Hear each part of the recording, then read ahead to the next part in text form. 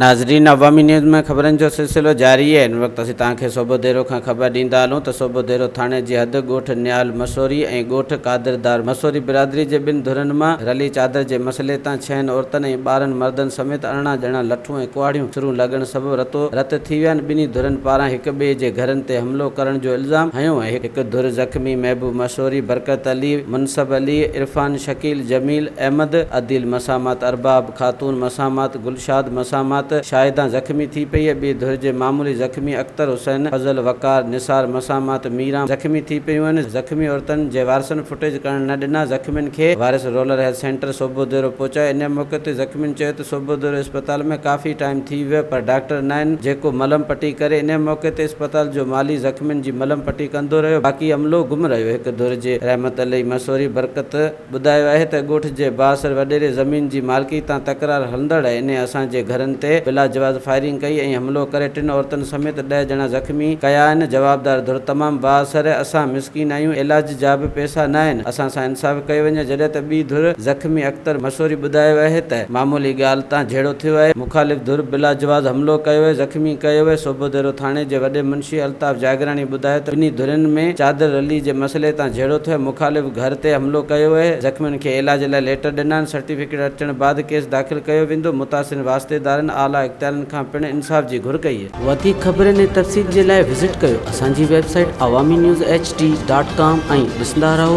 Awami news HD।